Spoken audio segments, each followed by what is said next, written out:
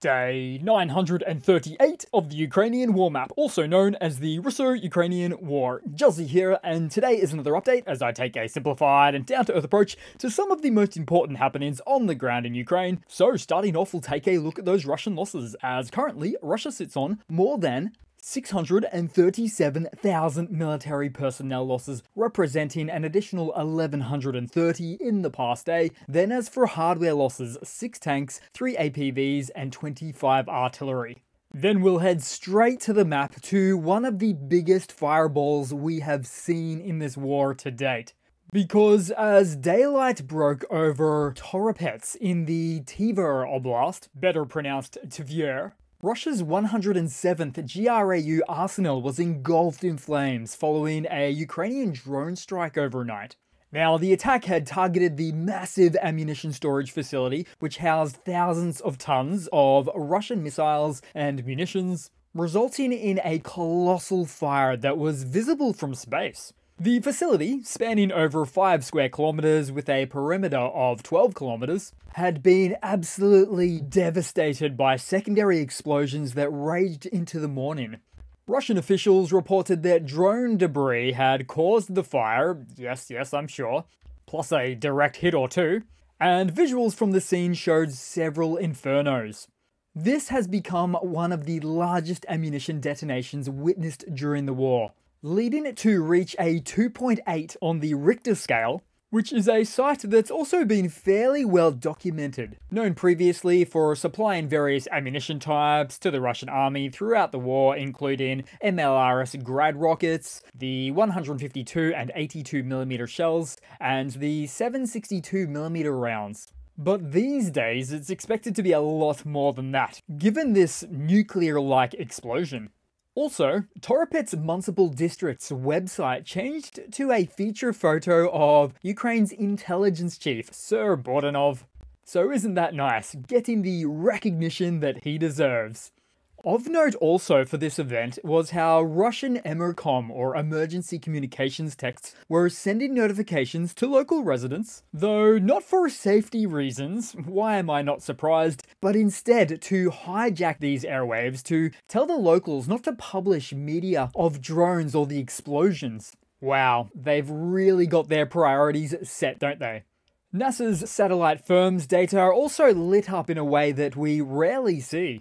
So this event is expected to be a monumental loss for Russian ammunition supply to the front line. But it didn't stop there, because in Yaroslavl of Russia, some 800 kilometers or 500 miles from the Ukrainian border, a warehouse with fuels and lubricants is on fire. The cause of the massive blaze that has erupted remains unknown, but the timing is certainly suspicious. And yet, it's coincidentally extremely common for warehouses with fuels and lubricants to go on fire within Russia, to be somehow set ablaze, especially any within close proximity to Moscow. And so looking at the wider oblast of Moscow that's just next door, as you can see, Russian air defenses really have their work cut out for them here, as they slightly skew towards positions facing Ukraine on the southwesterly front.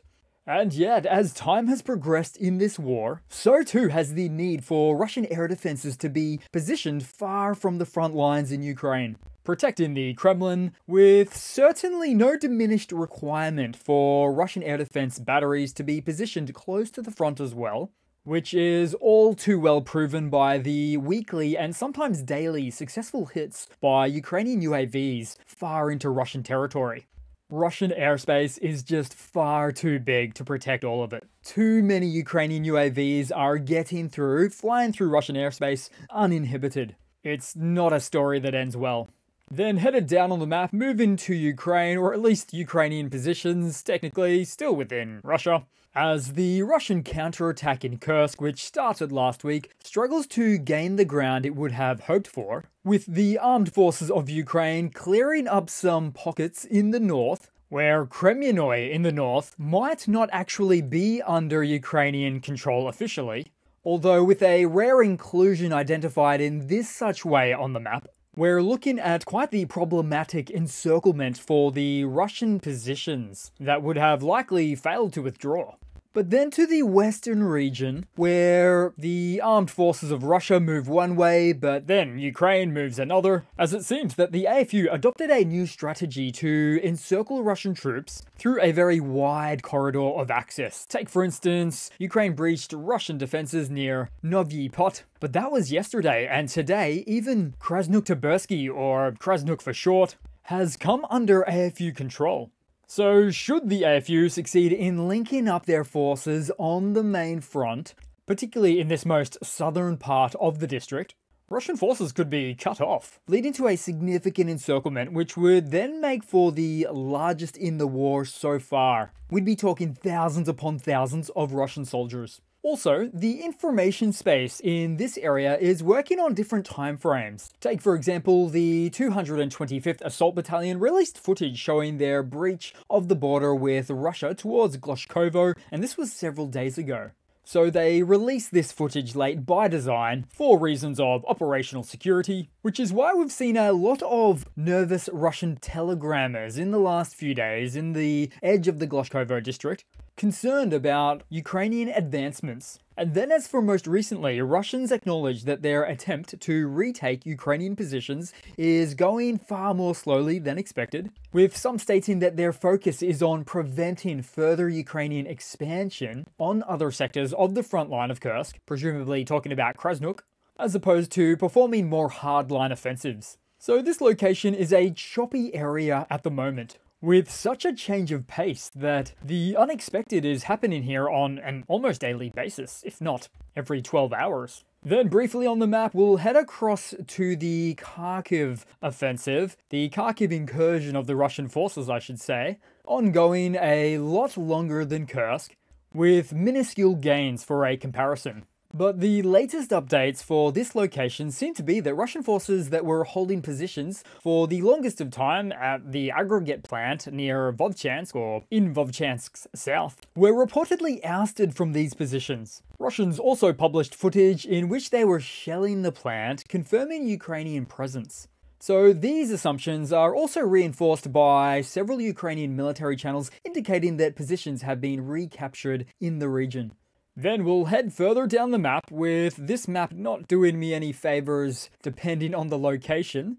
So here we go, as yesterday it was the case that the armed forces of Ukraine liberated about 5 square kilometers of positions in the Crimea direction.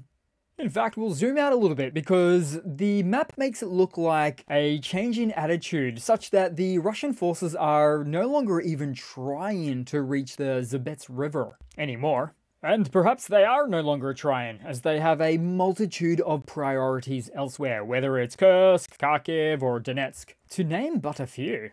Then headed right down on the map as satellite footage and on-the-ground footage reveals the aftermath of fires and explosions on the outskirts of Mariupol, where it has been confirmed that Ukrainian rocket artillery successfully targeted Russian ammunition depots in the area, and interestingly, aided by favourable winds, the missile strikes reportedly included Ukraine's locally developed Neptune missiles, which led to hours of detonations, crippling the infrastructure and destroying large stockpiles of ammunition. The Ukrainian Navy has taken credit for the operation, confirming that the strike took place on September 13. It's like a hostile and desolate wasteland.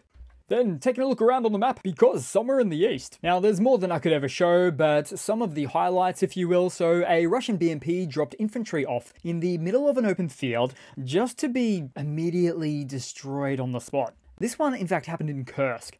We also saw a Russian BTR-82 captured in the Kursk region as well. Then also, there looks to be no end in sight to the more and more Russian recon drones we see being taken out by Ukraine, including one Russian Lancet drone that carries a warhead, which in this video almost appears to be taunted when en route to its destination, but of course in this case it never got the chance to get there. And as for a quick stat, last month Ukraine neutralized more Russian drones with their own drones than they did in all of last year. Also in the east, we saw the result of a Ukrainian drone strike a Russian buggy.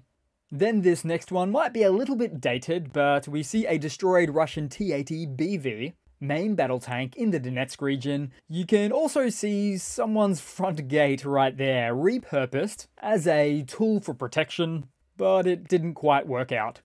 Then headed across to a little bit of news to round off the day. So there is a larger and larger stream of negative economic science coming out of Russia, more than I'm used to seeing on a weekly basis for these days.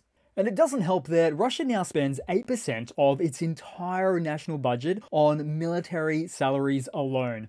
And this mostly relates to those hefty sign-up bonuses due to some real supply and demand issues on the home front. But leading from that, because also, more and more, it appears that you don't want to get yourself stuck in or use the elevators within Russia, even at a hospital. Take, for instance, one hospital in Khabarovsk Krai of Russia, as all of the elevators have broken down and patients are being carried downstairs by hand.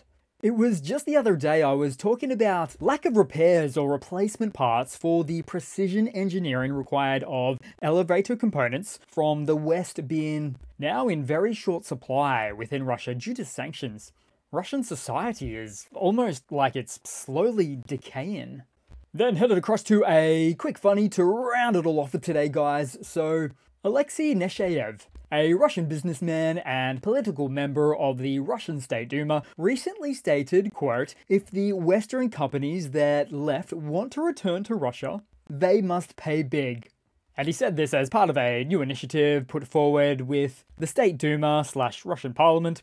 But I'm just really scratching my head with this one, as Russia's economy represents about 3% of global GDP, based on previous year's figures I might add, which isn't exactly going to entice any international companies to go back to Russia. I mean, even if they wanted to. Economic sanctions have made that terribly difficult. And now only to find that Russia is making it even more difficult with new approaches like these. An isolated economy. North Korea 2.0. Right there. So that's it for today, guys. Thanks again for watching. Please continue to like and comment, all of those wonderful things. Thank you so much for the support, and I do hope to see all of you guys there in the next one. Cheers.